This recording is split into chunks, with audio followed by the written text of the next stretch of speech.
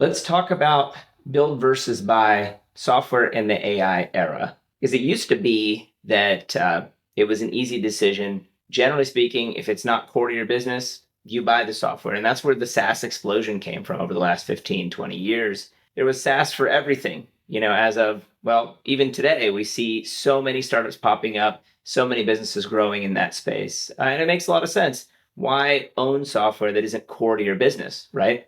But now, as it's gotten easier, now we're in the AI era and everybody's vibe coding or trying to see what they can build. It becomes a fair question. Where is the line? What's a logical line to draw between build versus buy, and when should you consider owning your own software?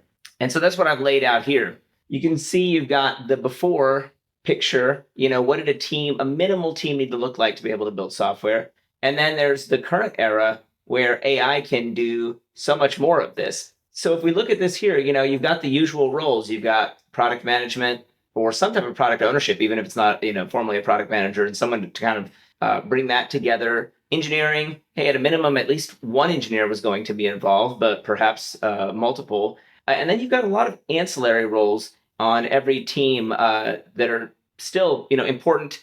Maybe they're not needed as full-time in a traditional team, but you've got DevOps, you've got QA, you've got design, and so all of those needed to be met at some point in some way by someone. So you ended up with a situation where, at a minimum, on an ongoing basis, you're probably looking at 3+ employees or folks being involved with that. And so then your costs are going to be driven by that, really 3+, and you would end up with that lower FTE count, meaning down near that number 3, if they were senior, so more expensive. Or you might grow that team out and have some junior folks on that team, but now it's a larger headcount. Either way, what kind of number are you looking at? Not uncommon, if you want to own that software on an ongoing basis, you might be spending $500K a year. And that was the price of owning software, which is why it made sense to buy Salesforce and why it made sense to buy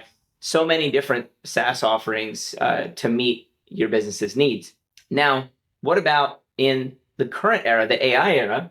You'll see some of these, like, vibe coding, vibe prototyping, agentic stuff. Yeah, that works to a point, right? But that's actually what we're getting after here, is that now you can do a lot of this. And even though you can't actually do 100% of it, in many cases, we're seeing that you can reduce the workload by, in the best cases, like an order of magnitude. Some folks argue for more than that, but let's just say you cut something down by 70, 80, 90% in terms of time required. That's what's happening with Vibe prototypes. That's something that's worth trying. If you haven't tried this, just ask your favorite AI, whether it's ChatGPT, whether it's Claude, whatever you're using. It's so easy to say, build me, a clickable prototype for X, and you'll see it happen. So that accelerates product management versus traditional techniques. Of course, agentic software development, everybody knows about this. There are lots of opinions about it, but the reality is that the state of the art is accelerating and accelerating fast. And so you get that boost there. DevOps actually was already being automated at the low end. You have the Vercels of the world, which make it very easy to deploy. Of course, that doesn't necessarily scale to larger applications, but just like with other forms of engineering, you can use the same agents to help you build more complex production deployments and to help automate that.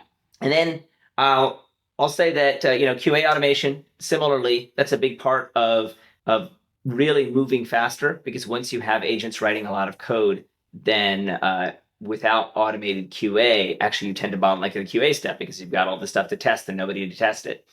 So automation is important there. Design is getting better. You still need some amount of design eye, just like you need someone that has product direction. Even if you're going to vibe a prototype, well, if you don't know what you want to build, you're still not going to get anywhere. So all of this doesn't mean that you don't need any humans, but to maintain software on an ongoing basis, to own it in-house as opposed to it being vendor-led, you could easily come down to 1 FTE. In some cases, like once you're in maintenance mode, certainly less than that. And that's a huge difference. So we had this number here before.